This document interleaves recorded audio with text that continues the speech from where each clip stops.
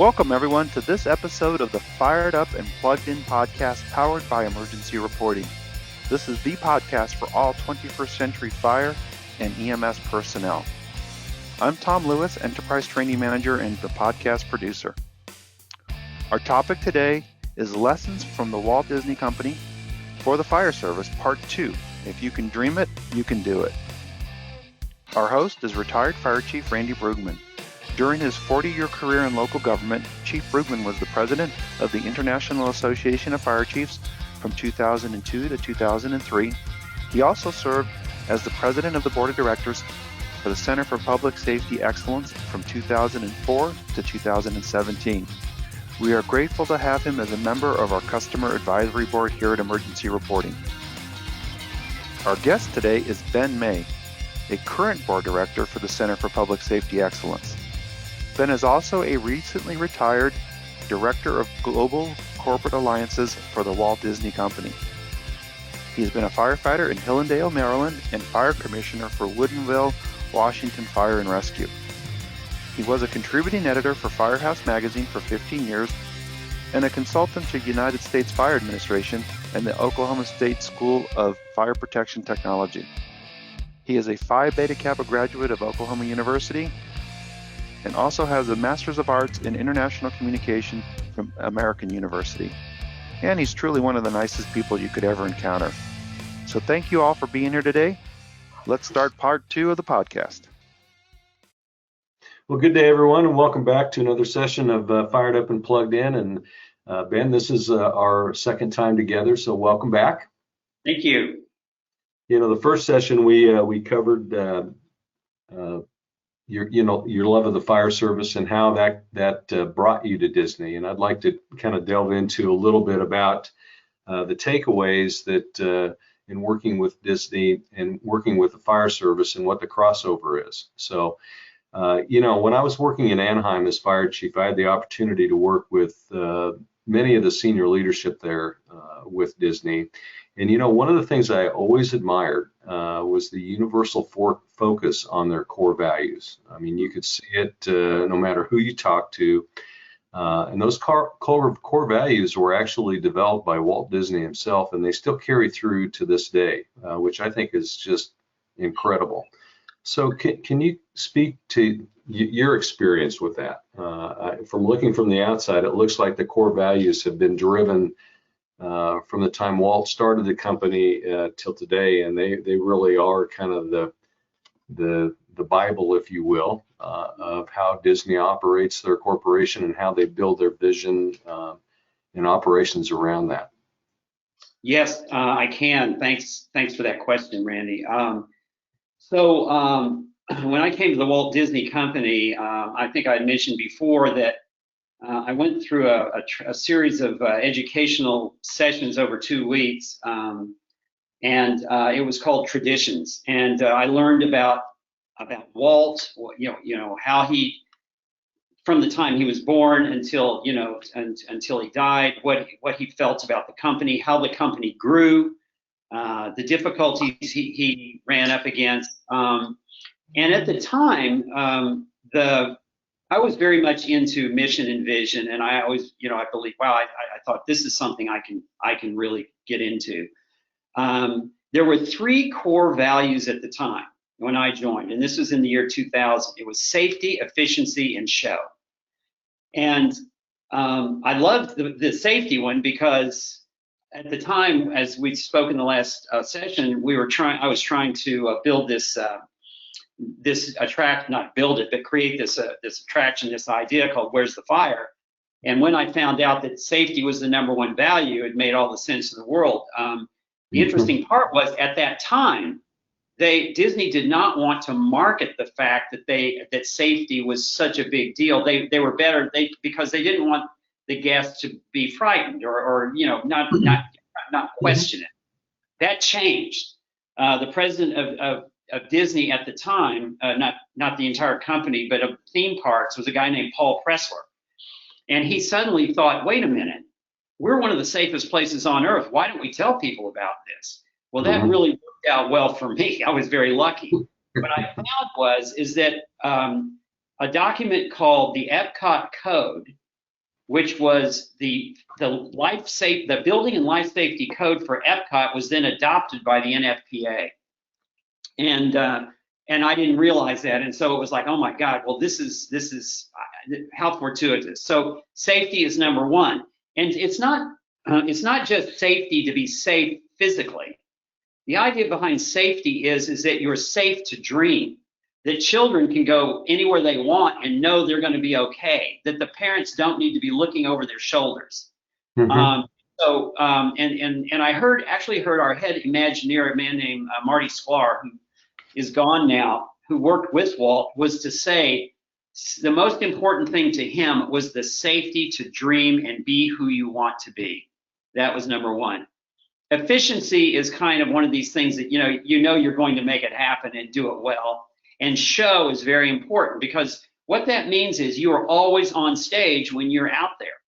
And I think we had talked one time about, a Disney leader, or quite frankly, anybody at Disney, is that you're on stage, and when you're on stage, you don't worry about other things. Mm-hmm. It's just kind of like when you're on the fire ground, you're going to take care of the situation. You can't be worrying about what happened at home today. You're going to do it. And whether you like it or not, you're going to do it the best way you possibly can, whatever the situation. Now, there are other values that we have adopted. Innovation is one of them. Quality is important. Community, one that I like, which is decency. And I'll tell you about the decency one. When I came to Disney, I really couldn't understand how I made it, to tell you the truth, because I know Lee Cocker had a lot to do with it, but because I got to tell you, there were a lot of people there that are extremely intelligent people, like off the charts, and some of the nicest people I've ever met. What I learned, though, is that you can be smart, crazy smart, but if you're not smart and nice, Disney will get rid of you. You won't be there. And I've seen it happen. I saw it happen with the CEO of the company, not the present one. And I've seen it through people, and not very many. I haven't seen it very often. But when you see it, you know it, and you don't need to worry about it. You just do the best you can, because pretty much they're going to be gone, and that happens. Mm-hmm. They will not tolerate it. They just won't. They'll try to work with you, but it's hard to change, personalities like that, that way. Yeah, there are two others that, for me, that kind of helped me make my contribution to the company. The first was optimism. Optimism at Disney is, you could couple it with enthusiasm. And I remember my dad always told me that enthusiasm means God within you. And I would ask him sometimes, I would say, I remember when I was a little kid, I'd go, how do you get it? Hey, Dad, how do you get this? How do you get enthusiasm? And he would go, you already got it. And he would say, you got it from me. He said, you can't manufacture it. It just comes with the territory, and you're lucky enough that, our whole family's been that way. I can't explain it, And then the other is storytelling. And for me, storytelling is the essence of the operative part of the company. It is storytelling. And it doesn't matter how advanced we get in technology. The story will always stay.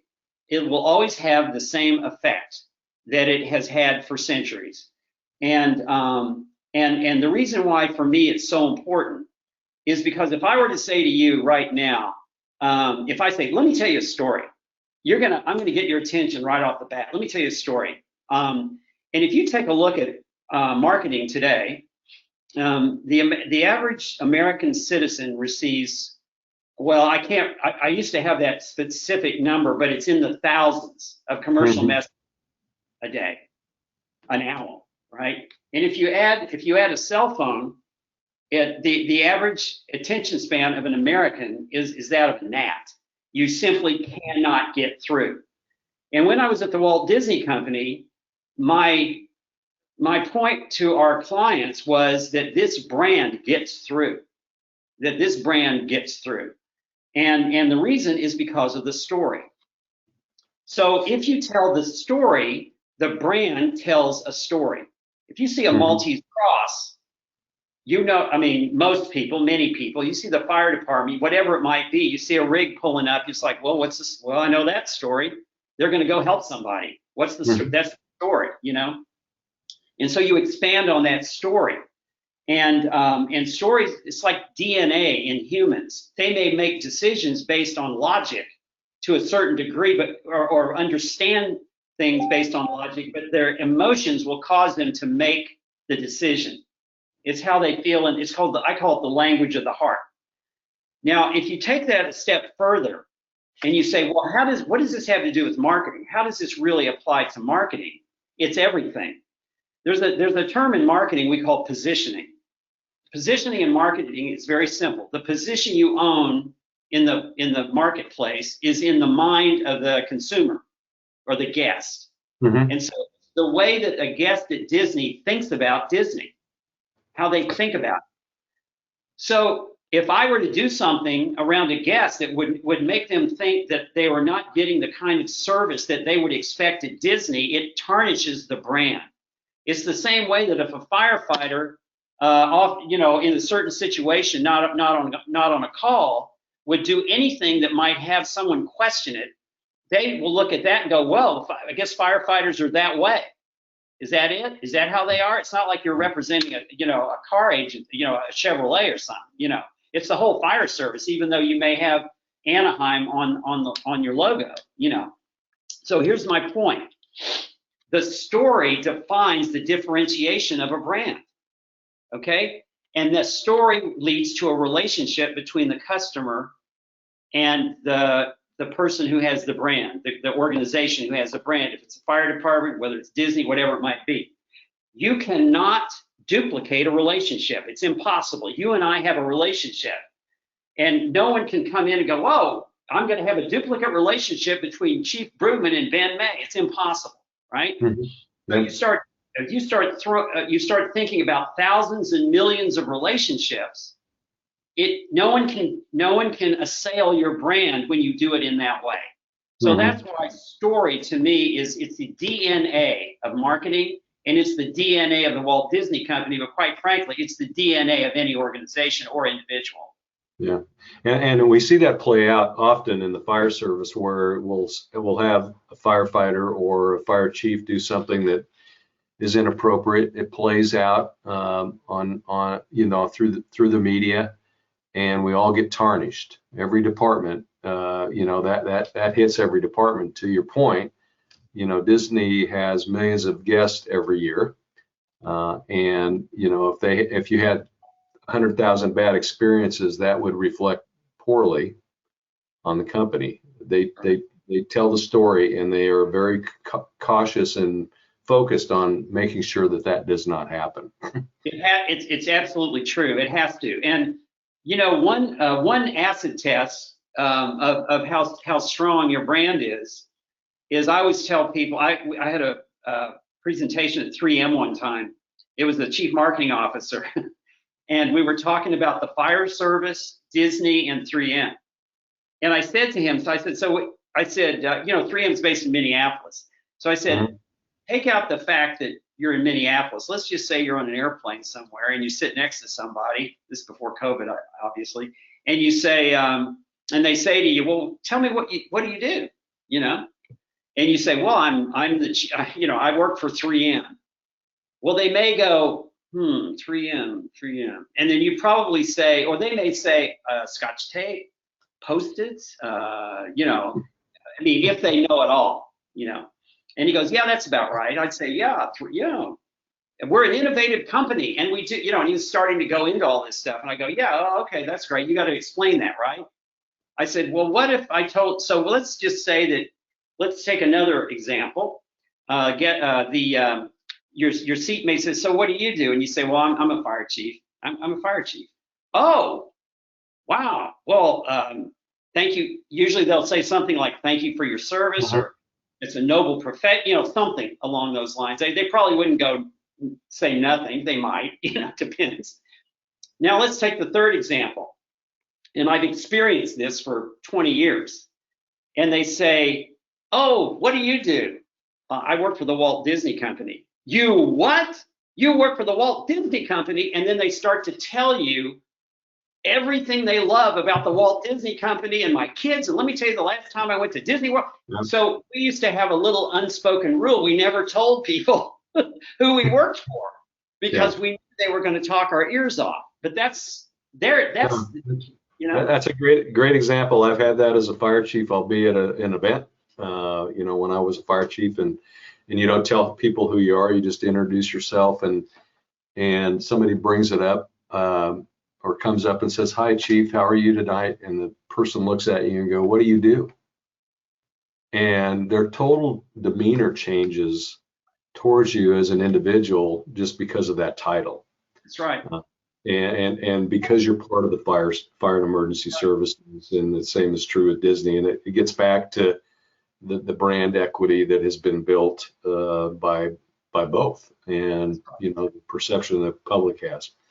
So I'd like to shift a little bit, because I'd like to get into, some of the things that I've kind of observed working closely with Disneyland, the Disney Resort, is kind of some of the leadership lessons that they utilize. And I'm just going to share a few that I've picked up just from listening to them and watching them. One is they always, I've heard this several times, we start from the impossible. Every single person is important. Being brilliant isn't enough, and you kind of alluded to this, if you're not kind. You can be brilliant, but you have to be kind. Great leaders do what needs to be done, and when it needs to be done, and whether you want to do it or not. So you take ownership. So kind of the above the line accountability. If you see it, you own it. I'm going to take care of it. And I've seen this several times with Disney cast members. As we've been in the park, maybe on an event, or just with the family, and somebody's having a bad day.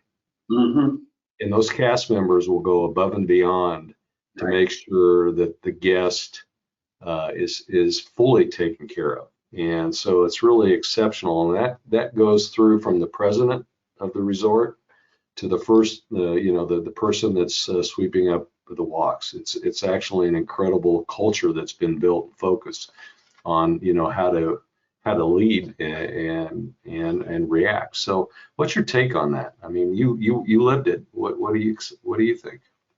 I completely agree with you, and I would throw one back to you and say to you that I experienced that in the fire service the same way that you experienced it with Disney. And I'll give you some examples. Okay.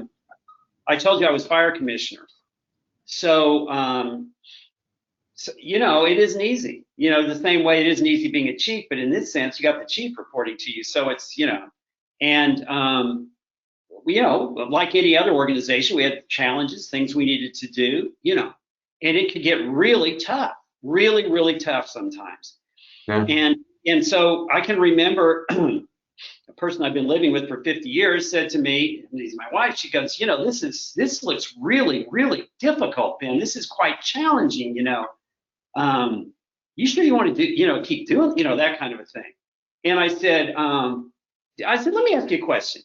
Do you think if there's a 4-alarm fire, do you think that the incident commander or the officer in charge says we only do 3-alarm fires, we don't do 4, and then just turns the rigs back and goes into the station and goes, I don't know. No, you're not. You're going to go follow that mission.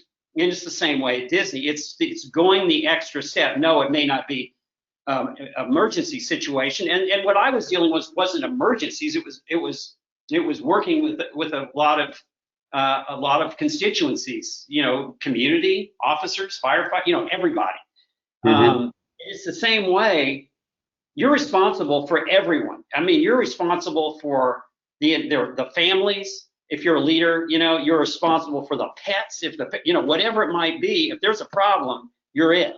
And it's the same way at Disney. If there's somebody on your team that's having a bad day, there's something wrong. What do I need to do here? What do I need to do to make this better? And it can be an emotional problem. And it's kind of like, whatever it is, we want to make it work for you. and we want to help you. What do I need to do to help, without getting involved, where you're not asked, obviously. So that piece is really important.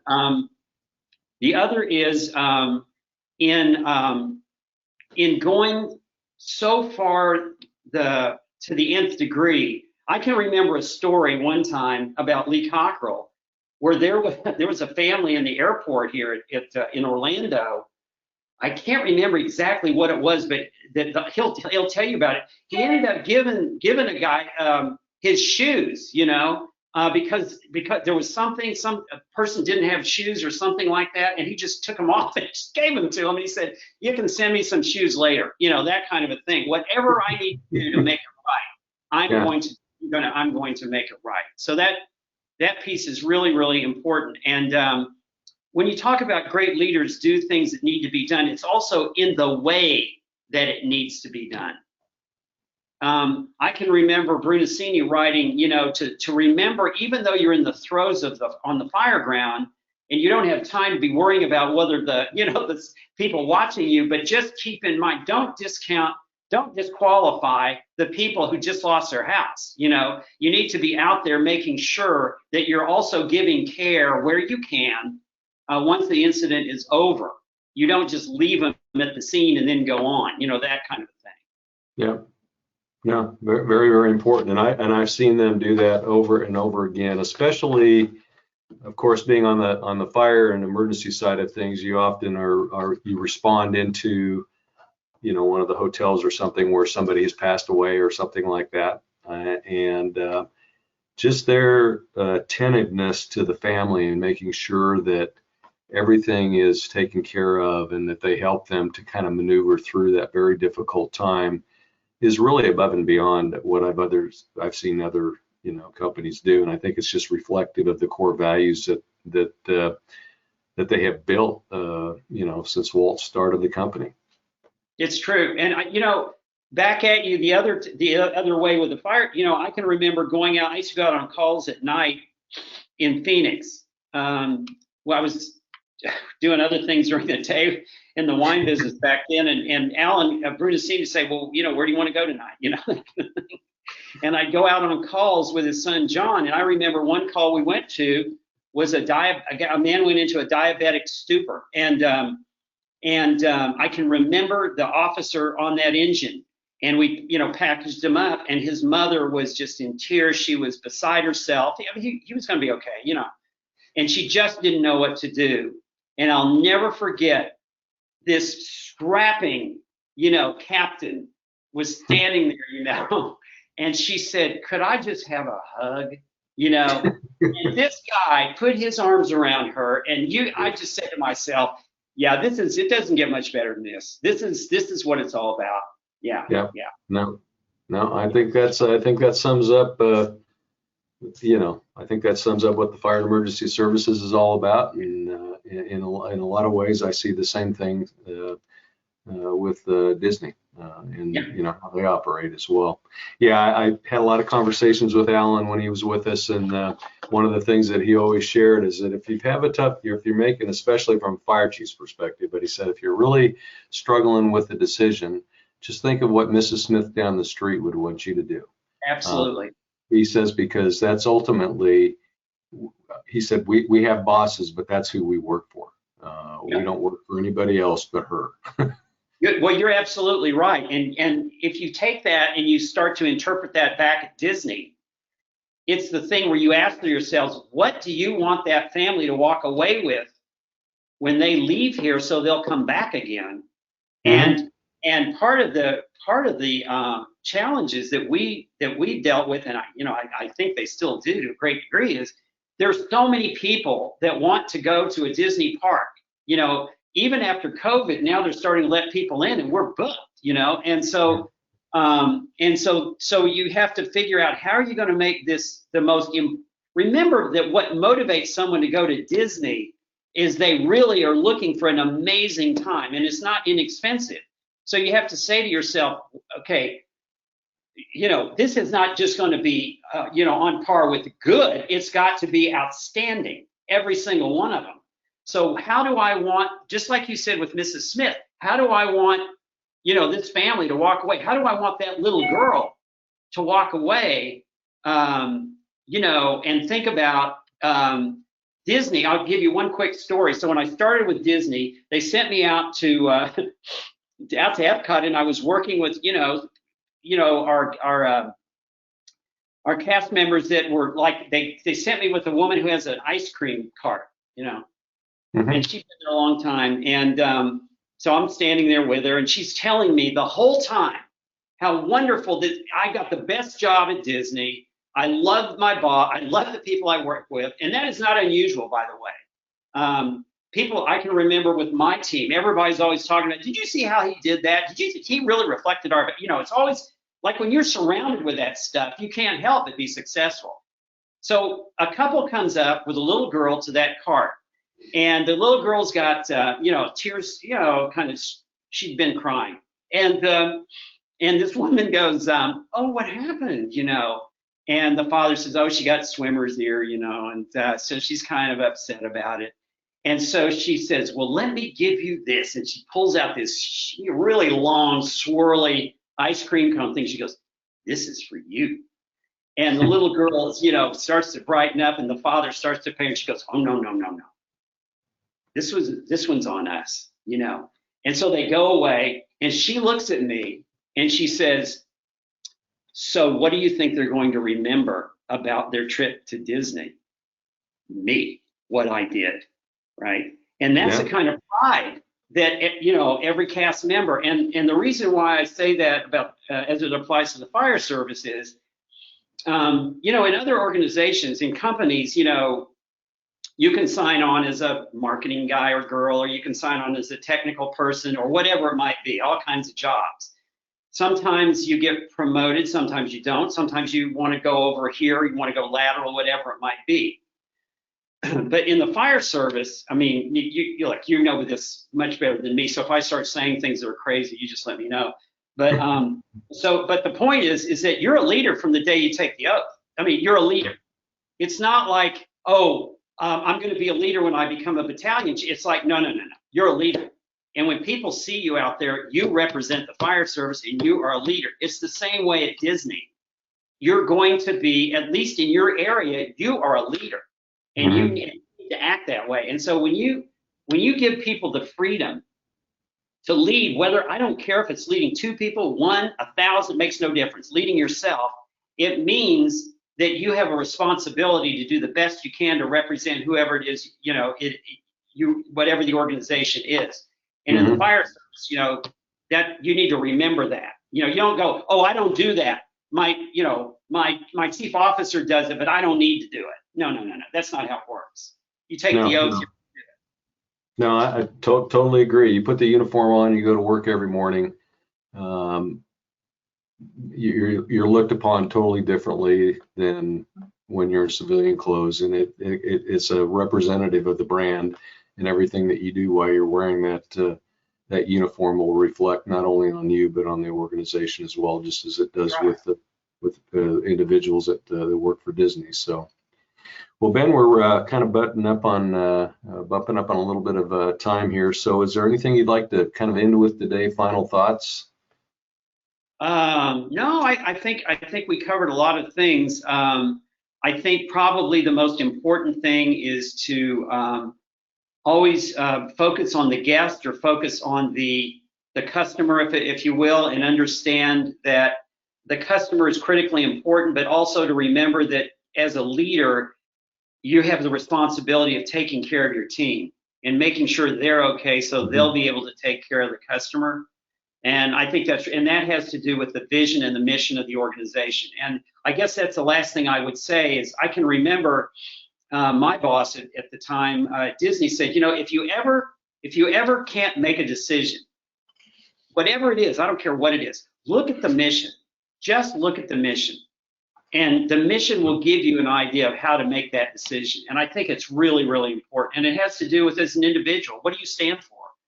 How you tell your kids what they stand for, what's important, and make sure in the very beginning that you have a certain code of ethics and a certain values, and if you start them early enough, they'll take you places you've never been before. And I can tell you some of the things that I had to learn late in life.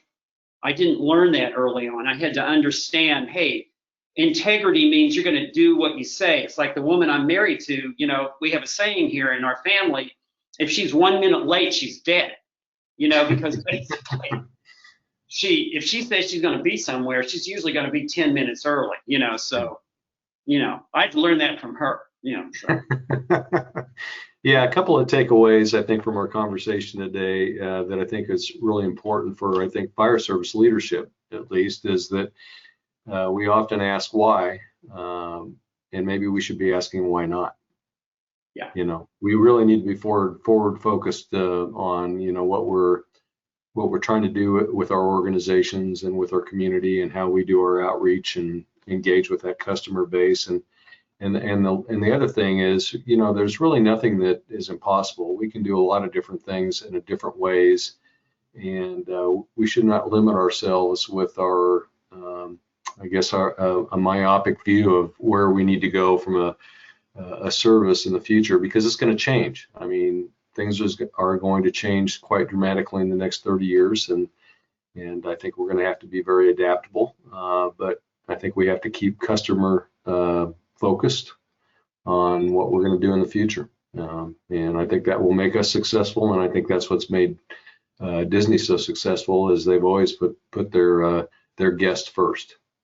I agree with that, and I also would tell you that, and I know you've seen this as well, is that if you take a look at the young firefighters, not necessarily young, but at any age right now, and the way they're looking at things, I think that what you're saying is actually happening.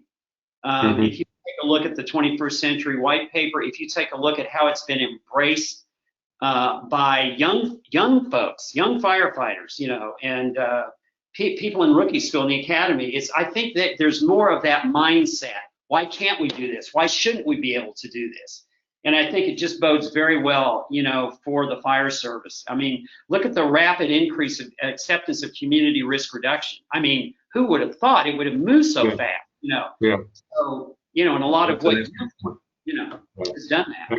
Excellent point. I think that we're going to see a significant generational shift in the next decade, because we're going to have two new generations emerging into the marketplace, and I think it's going to really open up some perspectives that maybe we haven't had from, you know, traditionalists like myself.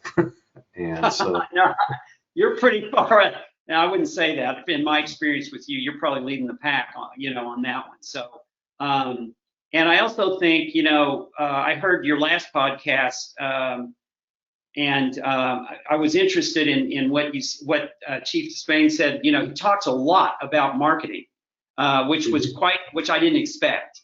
And I think that's going to become more. It's come into its own with the fire service, but I think it's going to become even more important. Well, and I think that's a good lead into bringing you back in the future, and we'll talk a little bit about strategic marketing for the fire and emergency services. That sounds good to me. All right. Well, thanks, Ben, for being with us today. It was, you know, I appreciate you sharing your knowledge, and good to see you again, and thank you so much. Thank you, Chief.